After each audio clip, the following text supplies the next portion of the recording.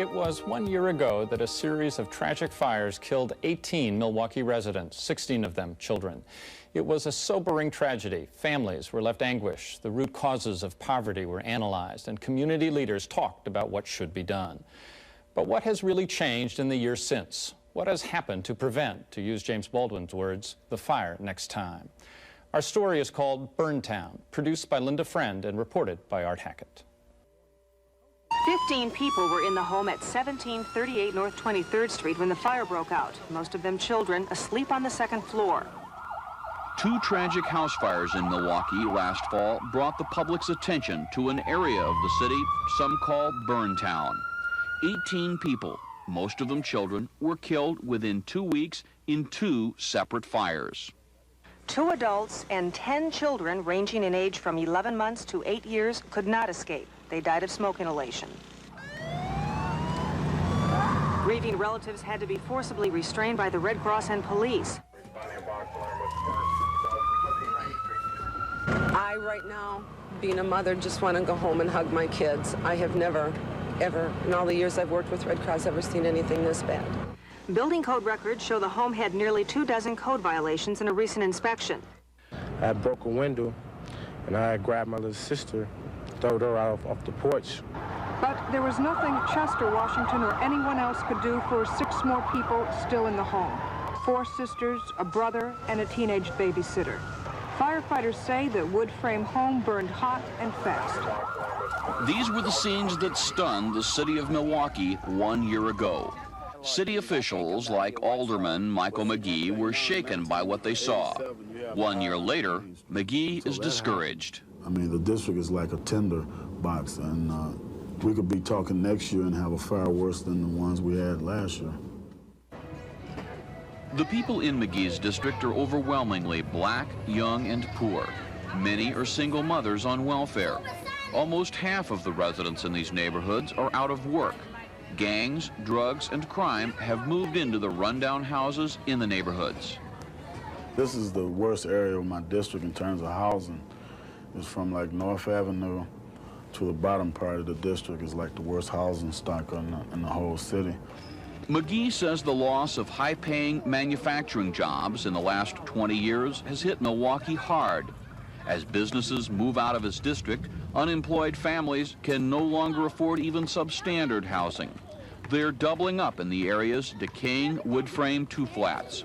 McGee says too many people living in tinderbox housing is a potentially deadly combination. The reality is that my district is far worse off now than it was last year. So in other words, while we're sitting here, there's a potential that this type of tragedy could reoccur. Well, it was leaking from the roof and just about all the rooms. And you can cut on TV and it blinked like that. I thought it was going to be an electrical fire or something. Sandra Williams, her fiance, and 5 children recently moved out of a dilapidated apartment into this 2-flat a few blocks from last year's fires. Relatives from Chicago often stay with the family for weeks looking for work.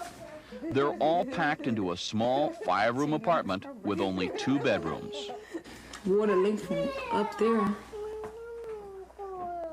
Williams is luckier than most tenants in the neighborhood. Her new landlady has supplied a smoke detector and has repaired a water leak from the apartment above. But it costs Williams 3/4 of her monthly welfare check to pay for rent and heat on an apartment meant for half as many people. I'm going to be leaving here very soon. Hopefully next month I'm leaving town. I want to. This been off? What? This knob?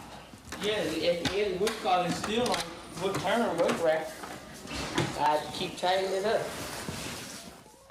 Mary Duncan is Williams' landlady. She owns 4 2-flats in the neighborhood. She lives a block down the street. Duncan understands why her tenants overcrowd her apartments, but she worries it could lead to fires in her buildings. When you know anything, it's 3 or 4 families in the same house. And they don't have nothing but a 2-bedroom. The house is overcrowded. The more people's in the house, the more damage gonna be done. Duncan says it's hard to keep her buildings sound because most tenants damage her apartments and then move on. The house is full, but nobody can cut the grass.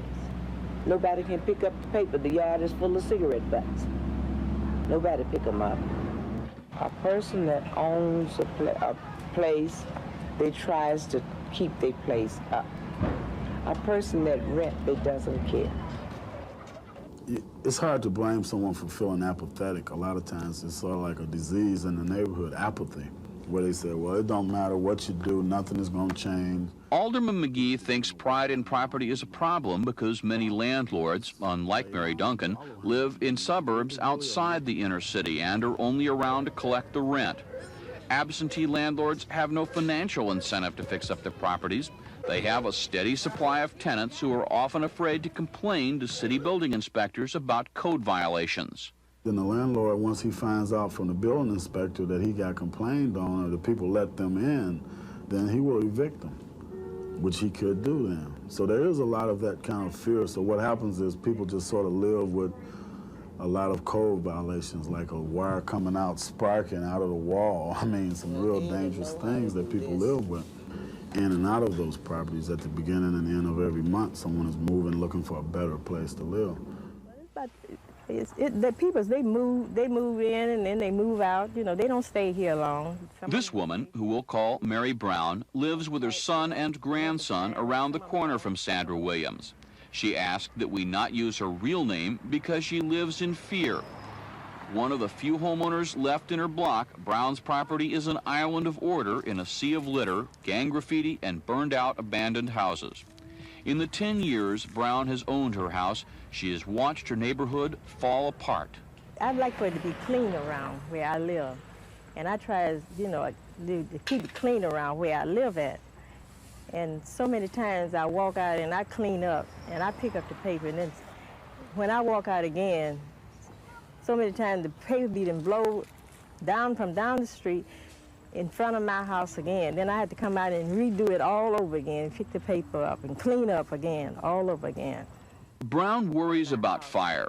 A few nights earlier, the abandoned house 2 doors down was torched twice in one night. Another house across the street still sits empty and unrepaired. The lightning struck this house about 4 or 5 years ago, and they boarded it up, and they haven't did anything about it yet, and it's still boarded up. This abandoned house is one of about 800 vacant houses that have been boarded up citywide. Almost half of them are in North Milwaukee. There, they are often taken over by gangs or torched by an arsonist's match. I wish they would tear it down if they're not going to fix it up, because I'm tired of looking at it. And as neighborhoods fill up with rundown rental units and abandoned houses, homeowners like Mary Brown live in fear and want to get out. If I could get as much money as I wanted out of my house, that I would desire to get out of my house, I would sell out and I would get out of Milwaukee.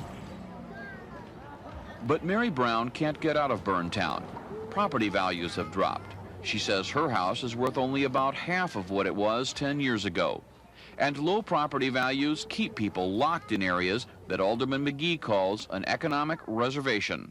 I would put it more like it's like a concentration camp, except instead of barbed wire and guns, you use property values, you use money. A few blocks from Brown's home is the 2-flat Edward Krachik and his father own. They bought the house 20 years ago on what was then a middle-class blue-collar street. Now, like Mary Brown, Ed and Chuck Krachik want out.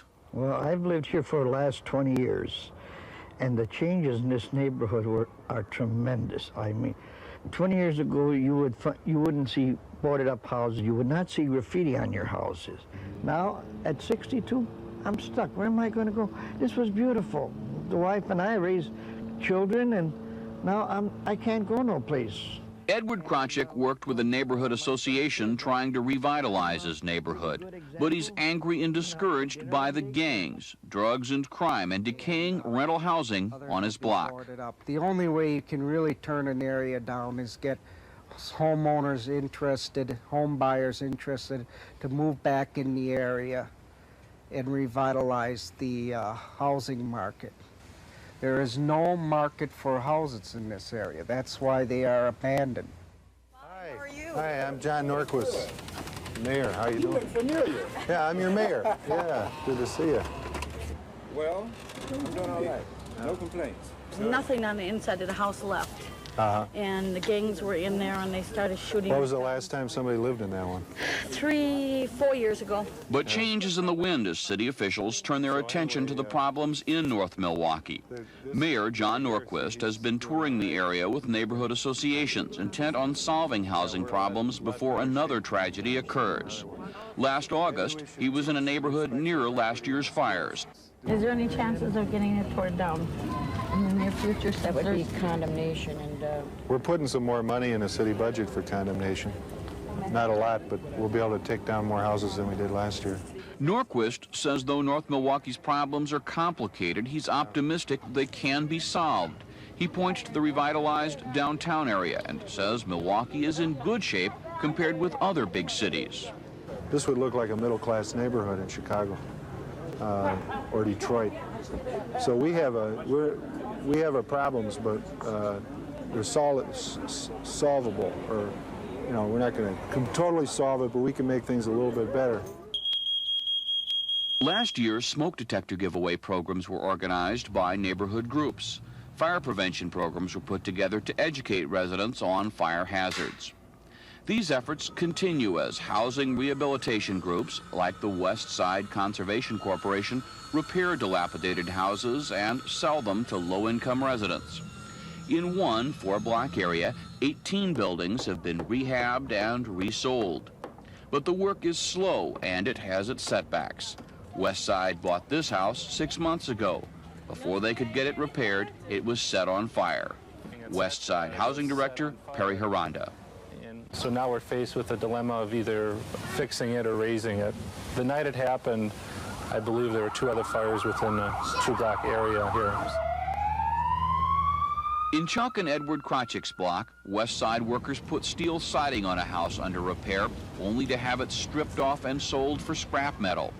A nearly completed house several doors down was broken into and all the new copper pipes stripped from the basement.